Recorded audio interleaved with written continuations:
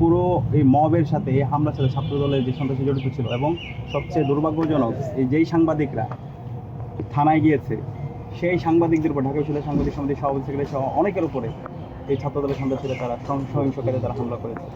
তো আমরা এখন পর্যন্ত তাদের এই সন্ত্রাসীদের বিরুদ্ধে ব্যবস্থা গ্রহণ করতে দেখিনি। আমরা আইনের প্রতি রেসপেক্টফুল। আমরা গতকালকে যথেষ্ট সহনশীলতার পরিচয় দিয়েছি, আমরা এখনও সহনশীলতার পরিচয় দিচ্ছি। আমরা ক্যাম্পাসের মধ্যে শান্তি চাই। আমরা আশা রাখবো ছাত্রদল এই সমস্ত সন্ত্রাসীদের বিরুদ্ধে ছাত্রদল ব্যবস্থা গ্রহণ করবে। দেশের যে আইন আছে সেই আইন অনুযায়ী তাদের বিরুদ্ধে ব্যবস্থা গ্রহণ করা হবে। বিশ্ববিদ্যালয়ে যে সন্ত্রাসীরা এই শিক্ষার্থীদের উপর হামলা জড়িত ছিল তাদের থেকে বিশ্ববিদ্যালয় প্রশাসন তারা ব্যবস্থা গ্রহণ করবে। আমরা ইতিমধ্যে আমাদের যারা হামলার সাথে জড়িত ছিল তাদের তথ্যগুলো আমরা বের করছি। তাদের বিরুদ্ধে দেশের যে আইন সেই আইন অনুযায়ী আমরা ব্যবস্থা করবো। আমাদের বিশ্ববিদ্যালয়ে আমরা অভিযোগপত্র দিব। আমরা আশা করবো তাদের বিরুদ্ধে ব্যবস্থা গ্রহণ করবে। আর যদি ব্যবস্থা গ্রহণ না করে আমরা ধরে নিব এই ছাত্রদল এবং বিএনপি এবং পুরো রাষ্ট্রযন্ত্র এই সন্ত্রাসকে তারা প্রশ্রয় দিচ্ছে। তাহলে এই সন্ত্রাসীদেরকে আমরা ছাত্র সমাজের সাথে নিয়ে আমরা এই সন্ত্রাসীর বিরুদ্ধে আমরা জবাব দেব। বাত ব্যথা, প্যারালাইসিস কিংবা আর্থ্রাইটিস, আধুনিক ফিজিওথেরাপি ও পুনর্বাসন চিকিৎসায় নির্ভরযোগ্য নাম ডিপিআরসি। তারা ঢাকা মেডিকেলে ট্রিটমেন্ট নেওয়ার পর এখন বিশ্ববিদ্যালয় মেডিকেল সেন্টার আছে।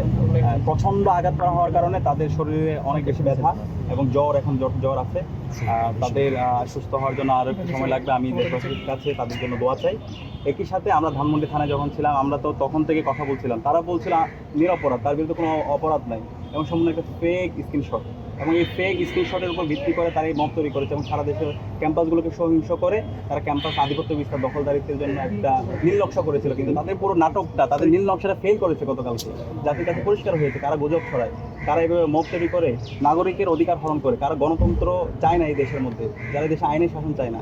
সেটা আজকাল গতকালকে থানায় হামলা এবং এর আগে সিটি কলেজে রামদানি শিক্ষার্থীদের উপর যেভাবে হচ্ছে হামলা করে চাপাতি দিয়ে আমাদের ভাইয়ের পায়ের গোড়ালি বিচ্ছিন্ন করে দিচ্ছে, সেখানে আমরা দেখতে পেয়েছি। তো আমরা সর্বশেষ কথা বলে পরবর্তীতে হচ্ছে সেই যেহেতু নিরাপরাধ তাকে 12 ঘন্টা ধরে থানায় রাখা হয়েছে এবং সর্বশেষ আমরা তাকে আমাদের হাতে তুলে দেয় এবং আমরা নিয়ে আসি। এখানে কোনো ধরনের মুসলাকের অথবা কিছু নাই, সে তো কোনো অপরাধী না। তো এখন রাষ্ট্রকে এটার জন্য ক্ষমা চাইতে হবে এবং পুলিশ প্রশাসনকে ক্ষমা চাইতে হবে। এই পুলিশ প্রশাসনের নীরবতার কারণে কিন্তু গতকালকে তারা এভাবে নৃশংসভাবে হামলা করতে পারছে। এবং গতকালকে আমি 28 অক্টোবরের একটা প্রতিচ্ছবি দেখতে পেয়েছি। সে 2006 সালে 28 অক্টোবর লগি বইটা নিয়ে যেভাবে লীগের সন্ত্রাসীরা আমাদের ভাইদের উপর মেরে তাদেরকে সাপের মতো নৃত্য করেছিল, ঠিক একই কায়দা আমরা গতকালকে এই সন্ত্রাসীদেরকে দেখতে পেয়েছি। সে শাহবাগের থানার গেট থেকে একদম বসিরুম পর্যন্ত কীভাবে নৃশংস কায়দায় হামলা করেছে। এবং সেই 15 জুলাই যেভাবে ছাত্রলীগের সন্ত্রাসীরা বিশ্ববিদ্যালয়ে আমাদের ভাই বোনদেরকে মেরে রক্তাক্ত করেছিল, যেভাবে তারা হায়নার মধ্যে ঝাঁপিয়ে পড়েছিল, তার প্রতিচ্ছবি আমরা গতকালকে শাহবাগ থানায় দেখতে পেয়েছি। এটা আমরা এরকম কখনো আশা করি নাই যে যারা ফেসিবাদ বিরোধী আন্দোলনে আমাদের সহযোগিতা ছিল তারা এইভাবে বিশ্ববিদ্যালয়ের নিরাপরাধ শিক্ষার্থীদের নির্বাচিত প্রতিনিধিদের উপর তারা হায়নার মধ্যে ঝাঁপিয়ে পড়ল। তো আলটিমেটলি এই কাজের মাধ্যমে তারা দেশের কাছে আজকে পরিষ্কার হয়ে গেছে কারা এই দেশের মধ্যে নৈরাজ্য চাই, কারা এই দেশের মধ্যে ক্যাম্পাসগুলোতে সন্ত্রাস চায়। ক্যাম্পাসগুলোতে আবার যেহেতু ক্যাম্পাসের শিক্ষার্থীদের মাঝে তাদের কোনো অবস্থান নাই, তারা আবার সেই ক্ষমতার রাজনীতির মাধ্যমে এই ক্যাম্পাসগুলোতে তারা শিক্ষার্থীদের মধ্যে ভয়ভীতি তৈরি করার মাধ্যমে তারা ক্যাম্পাসে তাদের রাজনীতি বিনিময় করতে চায়।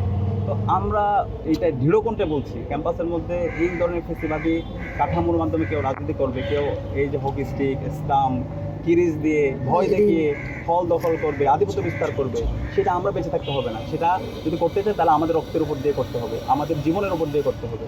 এবং সে জায়গায় আমরা আছি, আমরা শিক্ষার্থীদের সাথে আছি। আমরা প্রত্যেকটা হলে হলে শিক্ষার্থীদের কাছে যাব, শিক্ষার্থীদের কাছে আমরা তাদেরকে আশ্বস্ত করব এবং শিক্ষার্থীদেরকে সাথে নিয়ে আমরা এই সন্ত্রাসকে প্রতিহত করব।